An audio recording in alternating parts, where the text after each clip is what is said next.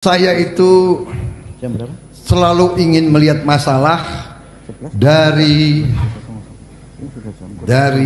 hulu masalah, dari penyebab masalah, dari hulu.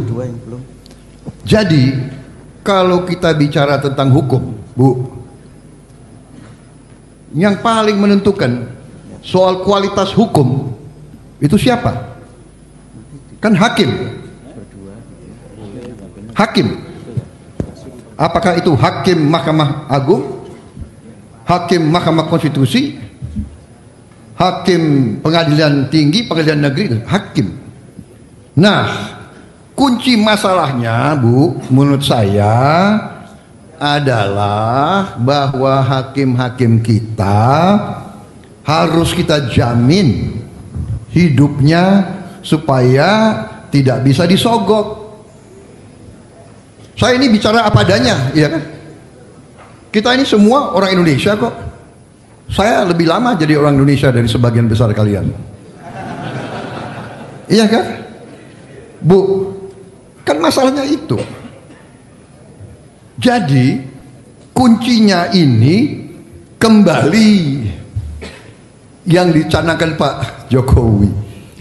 Kita harus meningkatkan, menerima, mengelola, menjaga kekayaan kita supaya anggaran kita cukup, kita bisa perbaiki semua gaji hakim-hakim kita. Kalau perlu hakim-hakim kita gajinya yang paling tinggi di Republik ini, kalau perlu. Dan ini bukan saya ngarang, saya belajar dari negara lain. Di Inggris, Ketua Mahkamah Agung adalah gajinya lebih besar dari Perdana Menteri.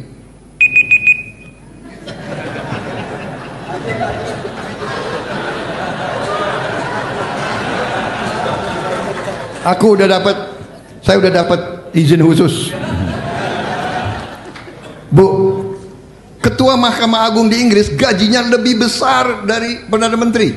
Rumah dinasnya lebih besar dari istana, dari Downing Street.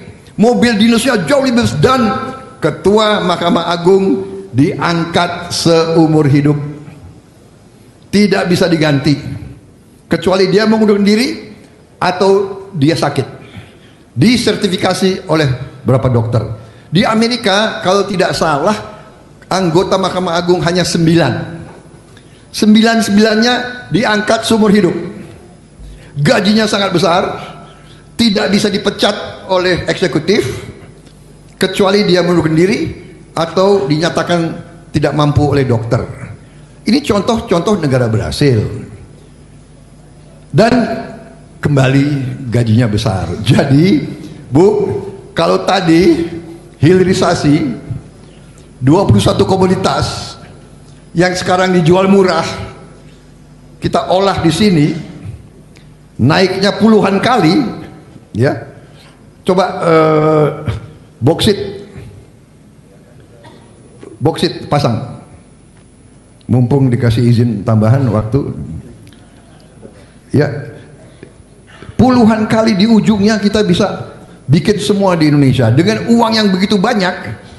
Kita bisa perbaiki gaji semua hakim kita, semua panitera kita, semua yang bergerak di sistem hukum. Kita perbaiki hidupnya, kualitas hidupnya dan sebagainya, pensiunnya, sehingga dia tidak tergoda untuk bisa dibeli, bisa disogok. Karena apa?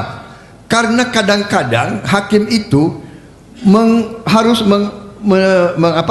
menyidangkan suatu kasus yang nilai sekian belas triliun. Gajinya berapa? Jadi itu pendekatan saya. Nah, soal HAM, Bu, Amnesty International baik, tapi negara Barat itu standarnya macam-macam, Bu. Dia bilang begini, begitu, ya kan? Tapi kalau 6.000 anak sudah dibunuh dengan bom pemboman, nggak ada yang ribut di Barat. Bagaimana? Jadi saya ini agak sedikit waspada ya kalau lembaga-lembaga internasional ngomong-ngomong tentang HAM di kita.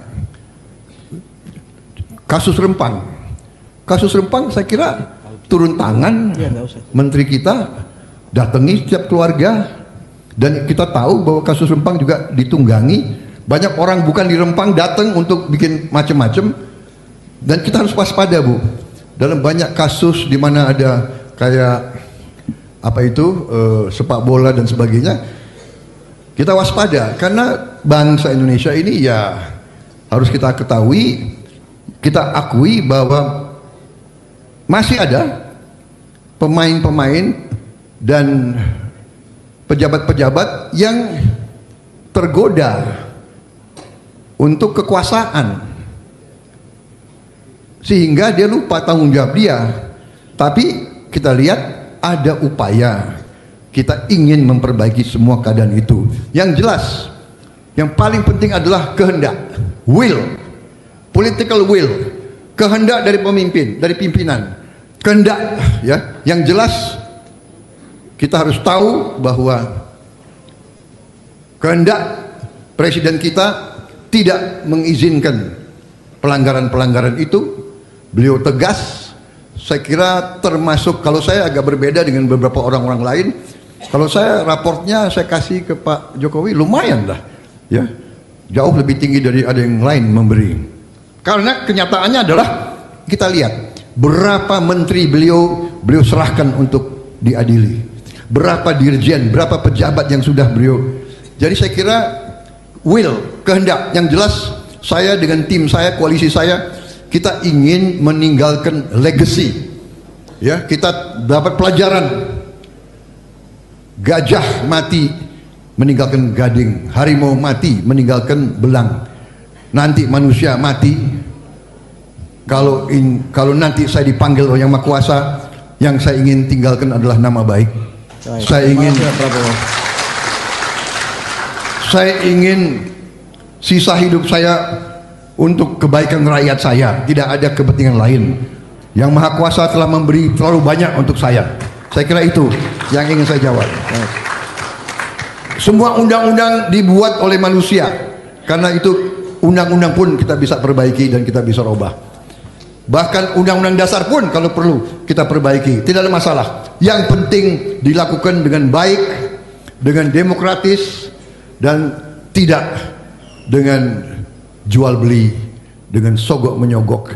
Disitulah kenapa Pak Jokowi, kenapa saya ingin memperbaiki ekonomi, ingin membawa kemakmuran, ingin kekayaan Indonesia tidak bocor terus ke luar negeri.